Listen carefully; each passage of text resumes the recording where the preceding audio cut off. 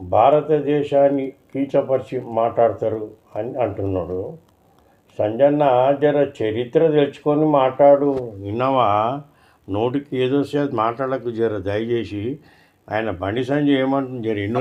ఈ దేశం పట్ల కాంగ్రెస్ పార్టీ నాయకులు కసి పెంచుకుంటారు. ఈ దేశం పట్ల భక్తి భావం వాళ్ళకు ఉండదు. అందుకే పక్క దేశం దగ్గర అనుభవం ఉంటే చాలా సంతోషపడతారు. పక్క దేశం పోయి ఈ దేశాన్ని ఉన్నటువంటి కల్చర్ని కానీ, సనాతన ధర్మాన్ని కానీ, సంస్కృతి సాంప్రదాయాలు కానీ, ఈ దేశ పౌరులను కానీ అవమానపరిచే విధంగా మాట్లాడడం వాళ్ళకి ఆనవాయితీ అయిపోయింది. వాళ్ళకి రాహుల్ గాంధీ అనే వ్యక్తే ఇతర దేశ గడ్డ మీదకి పోయి ఇక్కడ ప్రధానమంత్రి గారిని, ఇక్కడ దేశాన్ని కించపరిచే విధంగా వ్యాఖ్యలు చేసినప్పుడు వాళ్ళ నాయకులు సేమ్ అదే విధంగా వ్యాఖ్యలు చేస్తారు. సంజయ్ చెప్తున్నాడు కాంగ్రెస్ వాళ్ళకంట దేశం పట్ల భక్తి లేదంట.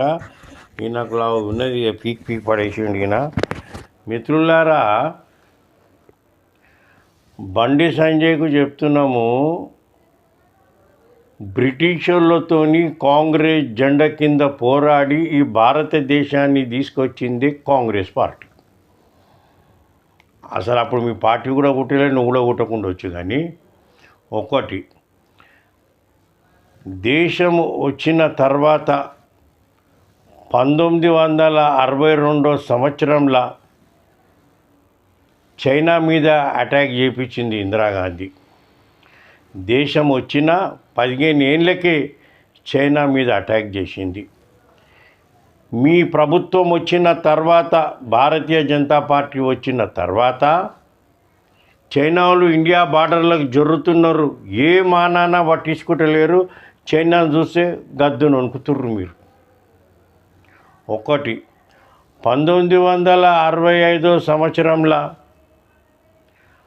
పాకిస్తాన్ మీద ఇందిరాగాంధీ అటాక్ చేయించింది. మొత్తం మన మింటర్లు పోయి మన హైదరాబాద్ ఎట్లుంది, ఆడ పాకిస్తాన్లో లాహోర్ అనే ఒక జిల్లా అంటే సిటీ, లాహోర్లకు మన మింటర్లంతా జొర్రి నిలబడి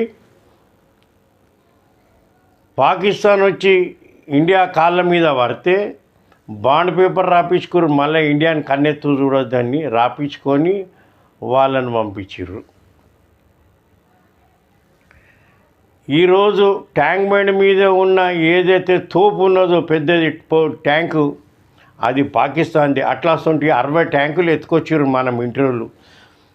ఈ భారతదేశంలో అన్ని రాష్ట్రాలలో అక్కడొకటి పెట్టారు. ఎందుకంటే రేపు రాబోయే పిల్లలకు గెలవాలని. మిత్రులారా, గతంలో దీన్ని హుస్సేన్ సాగర్ అనేది పాకిస్తాన్కి నుంచి ట్యాంక్ తెచ్చి ట్యాంక్ బండ్ మీద పెట్టారు కదా, దాని పేరు ట్యాంక్ బండ్ అని పేరు పడ్డది. ఆ ట్యాంక్ బండ్ మీద ఉన్న అది పాకిస్తాన్. అట్లా 60 గుంజుకొచ్చింది ఇందిరాగాంధీ. అది కాంగ్రెస్ జెండా కిందనే జరిగింది.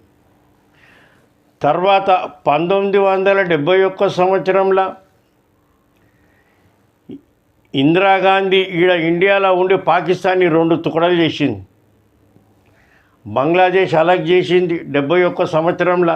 చేసి అప్పట్లో సినిమా థియేటర్లలో టికెట్ కనుక చారన్న తీసుకొని మళ్ళీ బంగ్లాదేశ్ని ఇందిరాగాంధీ బసాంచింది.